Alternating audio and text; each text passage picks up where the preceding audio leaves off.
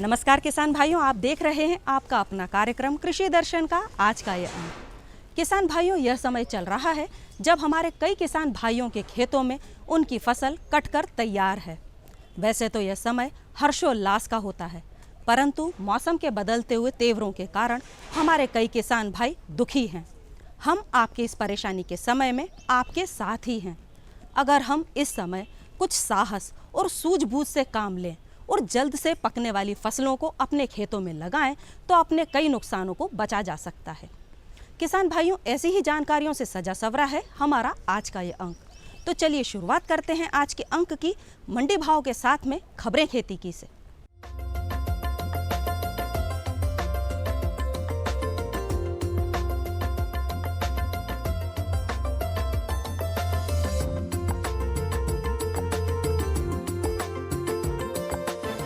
नमस्कार किसान भाइयों, खबरें खेती में आपका स्वागत है। आइए नजर डालते हैं आज की खास खबरों पर। बीज की होगी ऑनलाइन बुकिंग, अदरक की लगाएं खास किस्में, अदरक के लिए खेत की तैयारी, अदरक बोनी का वैज्ञानिक तरीका और मौसम विभाग की सलाह। और अब खबरें विस्तार से। मध्य प्रदेश राज्य बीज एवं फार्म विकास निगम ऑनलाइन बीज उपलब्ध कराएगा। इसके लिए किसानों को दाम भी ज्यादा नहीं चुकाना पड़ेंगे। प्रदेश के इतिहास में पहली बार किसानों को ऑनलाइन बीज उपलब्ध कराने वाले बीज निगम ने इसके लिए लंबी योजना तैयार की है। बहुत जल्द किसान बीज निगम की वेबसाइट पर क्लिक कर इस सुविधा का लाभ ले सकेंगे। जिन क्षेत्रों में कुरियर की सेवा उपलब्ध है वहां यह सुविधा मिल सकेगी। इसके लिए कुरियर कंपनी से टाई अप किया जा रहा है। निगम के प्रबंध संचालक डॉक्टर आर.के. गुप्ता के मुताबिक किसानों को सोयाबीन, गेहूं एवं चना जैसे बीजों के लिए दर दर नहीं भटकना पड़ेगा। बीज 30 किलो की पैकिंग में मामूली शुल्क पर किसानों के घर तक पहुंचा दिया जाएगा। किसान भाई 15 अप्रैल से 15 जून तक अदरक की बोनी कर सकते हैं। इसके लिए पहले उन्हें किस्मों का चयन करना जरूरी है। अदरक का अधिक उत्पादन देने वाली किस्में मारन, कारक्कल, रायो डिजनरो, सुप्रभा, सुरुचि एवं सुरभि प्रजातियों को मध्य प्रदेश में लगाने की अनुशंसा की गई है। कम रेशे वाली प्रजातियां Jamaica, Bangkok, China, exotic type vegetable ginger हैं, जबकि ऑजियो रेजिन की अधिक प्रतिशत वाली प्रजातियां टूरनाट, चरनाट, चाइना, कुरुप्पम काड़ी, रायो डिजनरो हैं। यदि किसान भाई अधिक शुष्क अदरक तत्व वाली प्रजातियां लगाना चाहते हैं तो करक्कल, नादिया एवं मारन का चयन किया जा सकता है। इसके बाद भी यदि किसान भाइयों को किसी तरह की कोई सलाह लेना हो तो कृषि विज्ञान केंद्र या कृषि विभाग के वैज्ञानिकों से संपर्क कर सकते हैं। अदरक लगाने का मन बना रहे किसान भाइयों को सबसे पहले अच्छे तरीके से खेत की तैयारी करना चाहिए। अदरक बोनी के पहले खेत तैयार करने का यह वैज्ञानिक तरीका अपनाने के कई फायदे होते हैं। इसके लिए सबसे पहले 5 से 6 जुताई करके मिट्टी भुरभुरी बना लें। पाटा चलाकर खेत का समतलीकरण कर लें। जिस खेत में अदरक लगाना है उसमें सिंचाई कर अप्रैल माह में सफ़ेद प्लास्टिक से खेत को भली भांति ढक दें। इसके बाद 15 से 20 दिनों बाद प्लास्टिक को हटाकर खेत में गोबर खाद कंपोस्ट 25 से 30 टन प्रति हेक्टेयर की दर से मिट्टी में मिला दें। साथ ही 2 टन नीम की खली को महीन कर मिट्टी में बोनी के समय खेत में डाल दें। अदरक की बोनी के लिए सबसे पहले प्रकंदों को 2.5 से 5 सेंटीमीटर के टुकड़ों में काट लें, जिसमें 1 या 2 कलियां हों। टुकड़ों का औसतन वजन 20 ग्राम होना चाहिए। जहां तक बीज दर का सवाल है तो 8 से 12 क्विंटल प्रति हेक्टेयर की अनुशंसा वैज्ञानिक करते हैं। किसान भाई ध्यान रखें कि रोपने के पहले प्रकंद के बीज टुकड़ों को उपचारित करने के बाद ही बोनी करें। खेत में 22 सेंटीमीटर की दूरी पर कतार से कतार की नालियां बनाएं तथा 15 से 20 सेंटीमीटर की दूरी पर उपचारित प्रकंद के टुकड़ों की बोनी करें। इसके बाद सड़ी हुई गोबर की पतली उथली तह से ढक दें। साथ ही खाद में भुरभुरी मिट्टी भी मिला दें। इसके अलावा 20 से 25 टन गोबर की खाद प्रति हेक्टेयर की जरूरत होती है। उत्पादन अच्छा लेने के लिए रोपण के पूर्व प्रति हेक्टेयर की दर से 2 टन नीम की खली मिट्टी में मिला दें। मौसम विभाग की सलाह।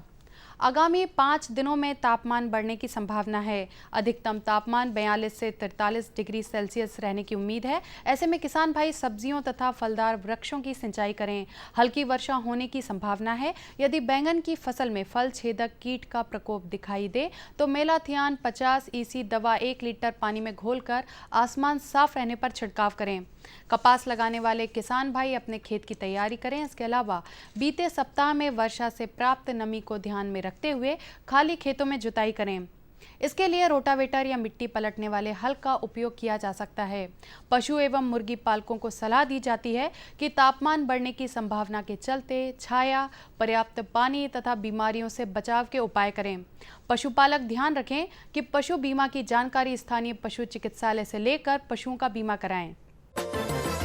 तो किसान भाइयों, खबरें खेती में फिलहाल इतना ही। चलते चलते एक नज़र डालेंगे आज के मंडी भाव पर। साथ ही मुझे दीजिए आज्ञा। नमस्कार।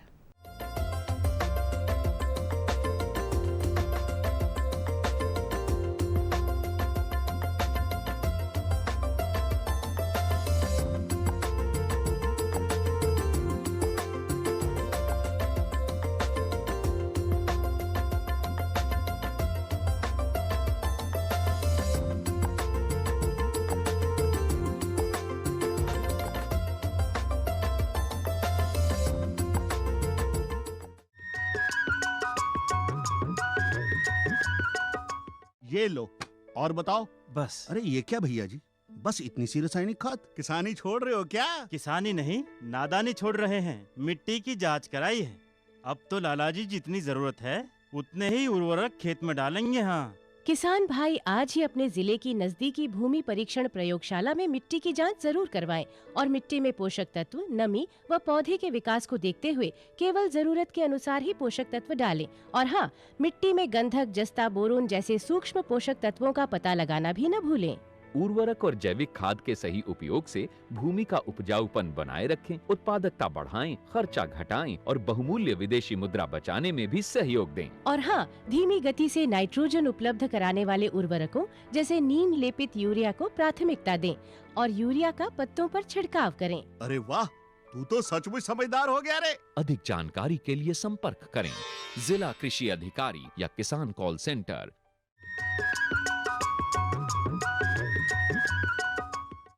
किसान भाइयों, हमारे कई किसान भाई खेती किसानी के साथ साथ उद्यानिकी का कार्य भी करते हैं। उद्यानिकी के क्षेत्र में आज किसान भाइयों के लिए एक बहुत ही अच्छा भविष्य मौजूद है। यह समय चल रहा है जब आम, अमरूद और कटहल में फलन की अवस्था है। हम इनके पेड़ों में फूलों को गिरने से कैसे बचाएं? पेड़ों में दीमक कैसे न लगे? पेड़ों की कटाई छटाई कैसे करें? इन प्रश्नों के उत्तर दे रहे हैं हमारे विशेषज्ञ। हमारे विशेषज्ञ हैं डॉक्टर संजीव वर्मा। किसान भाइयों नमस्कार। किसान भाइयों, आज हम चर्चा करेंगे ग्रीष्मकाल में उद्यानों की देखभाल और नए उद्यानों की स्थापना किस प्रकार से करें। किसान भाइयों, जो किसान भाइयों ने अपने उद्यान लगा रखे हैं उनमें सबसे बड़ी समस्या आती है हमारे जो पुराने उद्यान हैं उनके रखरखाव की। तो आमतौर पे हमारे किसान भाई इन बातों पर ध्यान नहीं देते हैं। उदाहरण के तौर पे यदि हम आम की ही बात करें तो इस समय आम में फलन आरंभ है और हमारे किसान भाइयों को लगता है कि बहुत ज़्यादा फल झड़ रहा है। ऐसी स्थिति में वो अपने उद्यानों में प्लेनोफिक्स नामक जो दवा आती है, यदि मटर के दाने के आकार का फल हो गए हैं आम के, तो प्लेनोफिक्स नामक दवा का एक छिड़काव अवश्य कर दें। इसी प्रकार से फल झड़ने की समस्या कटहल में भी आती है, उसमें भी इस दवा का छिड़काव कर दें। तो इससे जो फल की सेटरिंग है अर्थात फल का नीचे गिरना कम हो जाएगा। साथ ही साथ जो अपने पुराने उद्यान हैं उनको एक बार हल्का कल्टीवेटर चला करके उसकी निराई गुड़ाई का कार्य पूर्ण कर लें। साथ ही साथ दीमक और अन्य कीटों से बचाव के लिए पाउडरी फॉर्म में क्लोरोपाइरीफास नामक जो दवा आती है, तो हमारे उद्यानों के थाल बना करके उनमें क्लोरोपाइरीफास नामक दवा का छिड़काव कर दें और मिट्टी में मिला दें। इससे दीमक और अन्य कीड़े हमारी फसलों पे नहीं आएंगे। और जो आम, आंवला, अमरूद के जो कृषक हमारे हैं उनको इस समय ध्यान देने की ज़रूरत है कि वो अपने अमरूदों में टैनिंग पोर्निंग यानी कटाई छटाई का कार्य बिल्कुल समय रहते तुरंत कर लें। कटाई छटाई करने से हमारे जो बगीचे के पौधे हैं उनको सही आकृति पेड़ों को मिल जाएगी, जिसको हम कैनोपी कहते हैं, छत्रप कहते हैं। कैनोपी सही बन जाने से आगे हमारे पौधे आपस में एक दूसरे से नहीं घसेंगे और अच्छा उत्पादन भी मिलेगा। पर्याप्त हवा, पानी सब चीज़ प्रॉपर रूप से पौधों को मिलने से उत्पादन में वृद्धि होगी। और जो नई, चूँकि अमरूद की बगीचों की खासियत होती है कि जो नई शाखाएं आती हैं उनमें फलन अधिक होता है, अर्थात इस समय रहते अमरूद के उद्यानों में कटाई छटाई का कार्य पूर्ण कर लें। बेर के जो उत्पादक हमारे कृषक हैं, बेर के पौधे जो लगा रखे हैं उनमें भी कटाई छटाई या टॉप वर्किंग का कार्य इस समय कर सकते हैं। साथ ही साथ इस समय हमारे किसान भाई बेर में जो है बडिंग का कार्य भी कर सकते हैं और बडिंग करके जो उन्नत किस्म की बेरों को लगा सकते हैं, जिसमें हमारी बेर सेब है, गोला है, इन किस्मों को लगा करके आप उन्नत किस्में तैयार कर सकते हैं बेरों की, यदि देशी बेर आपकी है तो। इस बात का ध्यान देने की आवश्यकता है। दूसरी बात, जो अनार जिन किसान भाइयों ने लगा रखा है उनको सबसे बड़ी समस्या जाती है फल छेदक कीट की। तो अपने उद्यानों की हल्की कल्टीवेशन करके उसमें क्लोरोपाइरीफास नामक दवा डाल दें, जिससे कि उनके जो डिंभक अवस्था होती है कीटों की वो नष्ट हो जाती है और वो प्रकोप कम करते हैं। क्लोरोपाइरीफास नामक दवा डालने से दीमक भी नहीं आती है। और इस समय हमारे जो अन्य समस्त बगीचों में जो समस्त उद्यान जो लगा रखे हैं, एक बात का ध्यान देने की आवश्यकता है कि हमारी सतह से, मिट्टी की सतह से लगभग 1 मीटर ऊंचाई तक अपने पौधों में अपनी जो पुताई का कार्य करना अति आवश्यक है, क्योंकि इससे जो आजकल सेफ्टी बैंड भी आने लगे हैं, चिपचिपे प्रपंच बोलते हैं जिनको हम, प्रपंच भी लगा सकते हैं। इससे जो मिट्टी से चल के या ज़मीन से चल के तने के द्वारा ऊपर जो कीड़े आते हैं, आम में, अमरूद में, अनार में, तो ये ऊपर चढ़ के नहीं आ पाते, आंवले में। तो ऐसा करने से चिपचिपे प्रपंच या चिपचिपे बैंड लगा देने से ये कीड़े ऊपर नहीं आते हैं और वहीं चिपक के रह जाते हैं। इस प्रकार से इन पे फसलों पे कीटों का प्रकोप कम हो जाता है। एक और समस्या हमारे पुराने उद्यानों में आमतौर पे देखने को मिलती है, वो इंडरबेला की है, या बार्क ईटिंग कैटरपिलर जिसको हम बोलते हैं, छाल खाने वाली इल्ली। ये जो समस्या हमारे उद्यानों में है, तो इससे बचाव के लिए हमारे किसान भाइयों को ध्यान देने की आवश्यकता है। जहाँ भी अपने उद्यानों के तने में देखें कि छाल खाने वाली इल्ली का प्रकोप तो नहीं हो रहा है, उस इल्ली की जो एक्सक्रीडा रहती है या उसको वो छोड़ देती है और सुरंग बना करके वो छाल के अंदर से पौधों की तने से होते हुए ज़मीन की तरफ चली जाती है, जिससे पौधा सूख जाता है और उत्पादन में काफ़ी कमी आती है। तो इस छाल खाने वाली इल्ली की एक्सक्रीडा को हटाएंगे और देखेंगे एक जगह पे जहाँ छेद होगा उसके अंदर इल्ली की लार्वा स्टेज वहाँ पर देखने को मिलेगी। उसमें आप कैरोसिन इंजेक्ट कर दें या कैरोसिन डाल दें उसमें और रुई से ढक के बंद कर दें, इससे वो इल्ली वहीं नष्ट हो जाएगी। और या मिट्टी लगा दें, गीली मिट्टी लगाने से भी ये समस्या आपको हो जाएगी। इंजेक्ट अवश्य कर दें कैरोसिन, तो इस बात का विशेष ध्यान रखें। तो ये सामान्य देखभाल हमारे उद्यानों की है किसान भाइयों, जो पुराने उद्यान हैं। नए उद्यान की स्थापना के लिए हमारे किसान भाई इस समय गड्ढे की खुदाई करके अपने गड्ढे तैयार कर सकते हैं और गड्ढों को भरने के पूर्व 1 भाग मिट्टी, 2 भाग मिट्टी, 1 भाग देसी खाद और 1 भाग जो है अपना रेत मिला करके गड्ढों के लिए मटेरियल बना के तैयार कर लें। और गड्ढों की खुदाई का ध्यान रखें कि आप कौन सा बगीचा लगाने वाले हैं, उसी के आधार पे आपको गड्ढों की खुदाई करनी है। यदि आम के बगीचा लगाना है तो 1 बाई 1 मीटर के गड्ढे आपको तैयार करने पड़ेंगे। अनार, आंवला और छोटे पौधों के लगाने हैं तो आधा मीटर के गड्ढे, आधा बाई आधा मीटर गहरा, आधा मीटर चौड़ा, आधा मीटर लंबा गड्ढे तैयार कर लें और इनको आग लगा करके गड्ढों में घास डाल के आग लगा लें और इनको निर्जमीकृत कर लें। साथ ही एक बात का विशेष ध्यान रखें, जब आप पौधे लगाने वाले हैं तो जो पौधे आप लगाने हैं वो दूर से जहाँ से लाने हैं वो ला करके अपने खेतों पे ला के रख लें। उनमें यदि मोर्टेलिटी मृत्यु दर कुछ होनी होगी तो वो इस समय हो जाएगी। ये तैयारी सामान्य है हमारे उद्यान उत्पादकों के लिए या बगीचे वाले कृषकों के लिए। इन बातों को यदि वो ध्यान रखेंगे तो आने वाले समय में उनके बगीचों में नुकसान नहीं होगा, आर्थिक लाभ प्राप्त होगा और लगातार कई वर्षों तक अपने खेत उद्यानों से फल प्राप्त कर सकते हैं। धन्यवाद।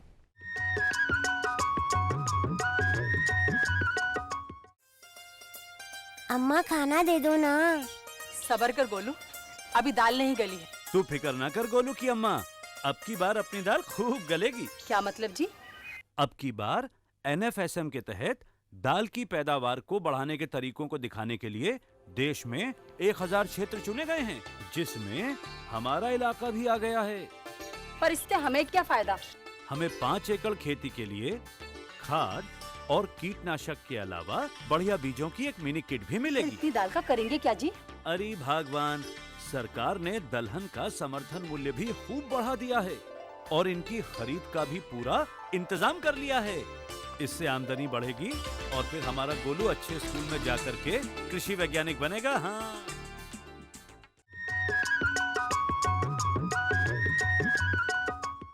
किसान भाइयों, हमारे माननीय प्रधानमंत्री जी द्वारा पूरे देश में स्वच्छता अभियान का आयोजन किया गया है, जिसमें कि जनसाधारण की भागीदारी महत्वपूर्ण मानी जा रही है।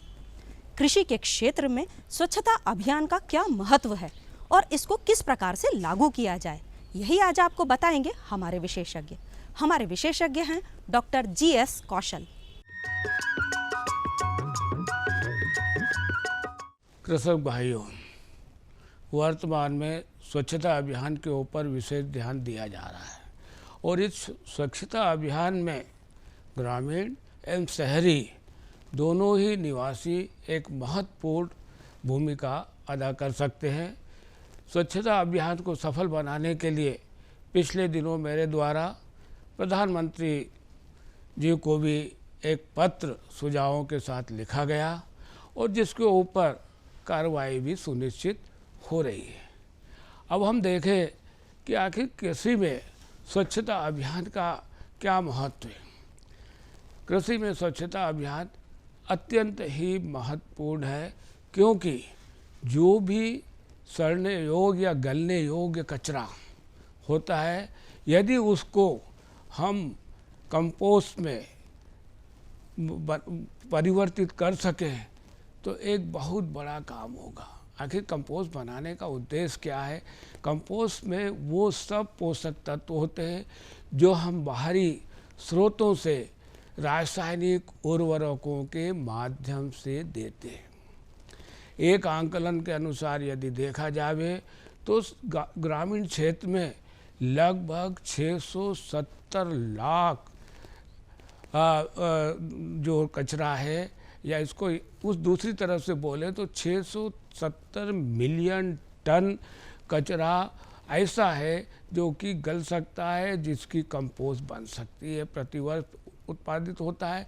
इसी तरह से शहरों में भी लगभग 380 लाख मैट्रिक टन कचरा निकलता है। इसी के साथ पशुधन और इनका भी अपशिष्ट भी काफ़ी मात्रा में निकलता है।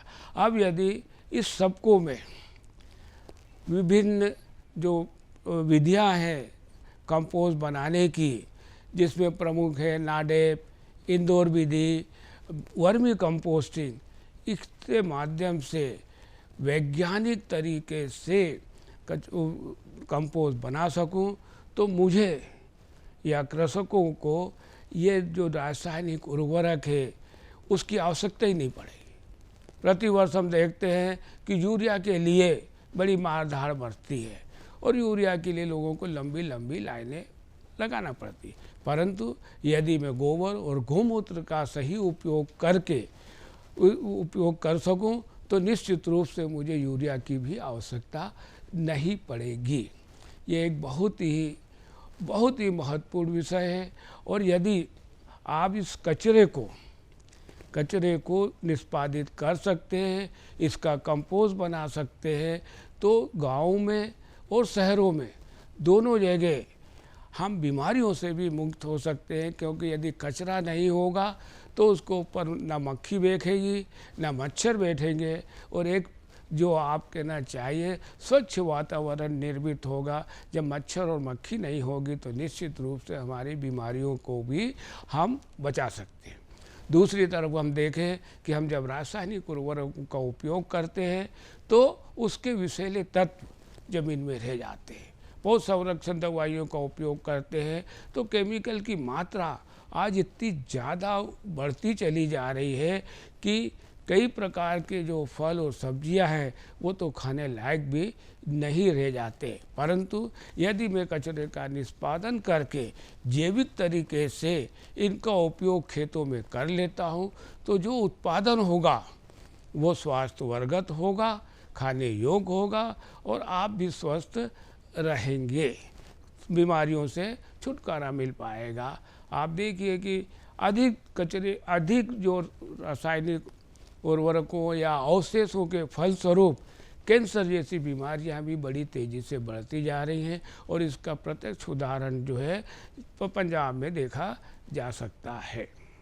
अब ये प्रश्न उठता है कि साहब, कई बार आता है कि साहब हमें तो कचरे की कमी पड़ जाएगी, अभी हम जैविक खेती करेंगे, और हम कहते हैं कि भाई देश में इतना कचरा है, इसका यदि मैं निष्पादन कर लूँ तो कोई कचरे की नहीं होगी और ये भारतवर्ष जो है स्वच्छता या कचरे से मुक्त हो जाएगा।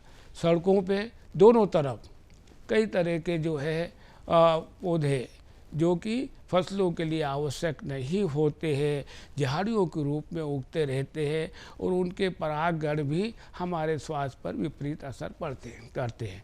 इसी प्रकार जब फल बाहर से आते हैं, विशेष रूप से केला जो आता है, उसमें ट्रक में केले की पत्तियां काफ़ी मात्रा में आती है, क्योंकि केले को बचाने के लिए इन पत्तियों का उपयोग किया जाता है।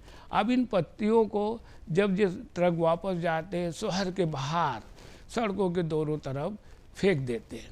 ये कचरा भी बहुत ज़्यादा गंदगी उत्पन्न करता है। परंतु यदि इन केले के पत्तों को इकट्ठा करके या जो अन्य पौधे सड़क के किनारे उगते रहते हैं, विशेष रूप से गाजर घास भी है, इनको भी यदि हम कचरे व खाद के रूप में बदल सकें तो निश्चित रूप से पौधों के लिए पौष्टिक बहुमूल्य जो जैविक खाद तैयार हो सकती है और हम सफाई में भी योगदान देते। यहाँ जानने योग्य बात है कि केले में पोटास की मात्रा बहुत होती है और पोटास एक ऐसा तत्व है जिसका कि हमारे देश में बहुत ज़्यादा कमी है, क्यों है ही नहीं। इसका कोई भी खदान भी हमारे यहाँ नहीं है, सब बाहर से हमको बुलाना पड़ता है। तो यदि केलों का उपयोग मैं कर सकूँ पत्तों का, तो मेरे को पोटास खेत पे मिल जाएगा।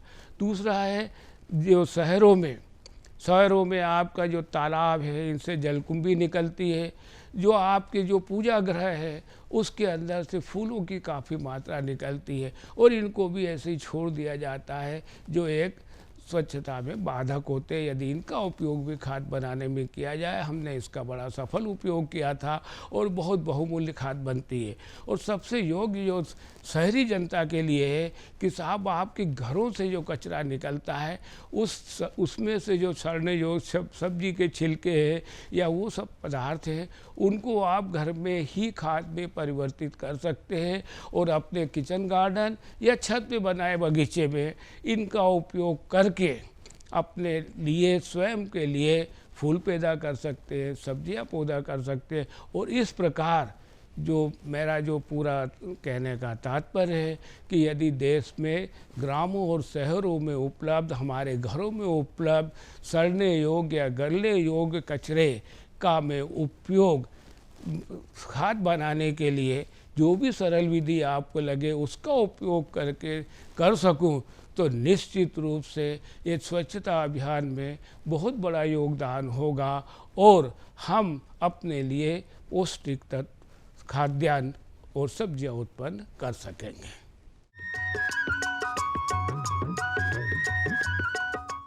खुशबू की फुहार में, स्वाद की बहार में, तरक्की की तानों में, खिलती मुस्कानों में, हरे भरे पौधों में, बड़े बड़े सौदों में, मधुर भिनभिनाहट में, खुशियों की आहट में। NHM बागवानी मिशन,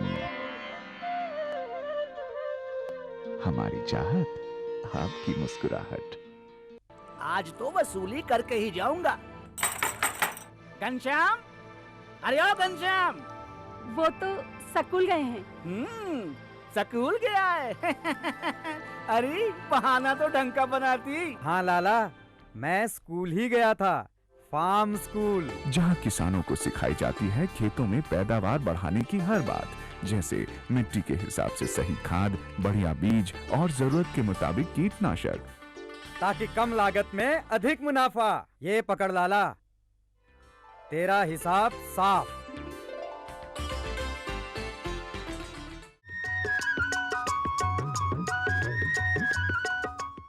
किसान भाइयों, हमें आशा ही नहीं पूर्ण विश्वास है कि आपको हमारा आज का यह अंक ज़रूर पसंद आया होगा। फिर भी यदि किसी किसान भाई के मन में कोई प्रश्न या जिज्ञासा है या फिर कोई किसान भाई अपनी सफलता की कहानी हम तक पहुंचाना चाहे तो पत्राचार करना ना भूलिएगा। पत्राचार करने के लिए हमारा पता नोट कर लीजिए। हमारा पता है कार्यक्रम कृषि दर्शन, द्वारा निदेशक, कमरा number 4, Doordarshan Kendra, Shyamla Hills, Bhopal. Pin code है 462013। किसान भाइयों, आज का अंक हम यहीं पर समाप्त करते हैं। अगले अंक में फिर होगी मुलाकात कुछ अन्य कृषि संबंधित जानकारियों के साथ। तब तक के लिए पूर्वा को आज्ञा दीजिए। नमस्कार।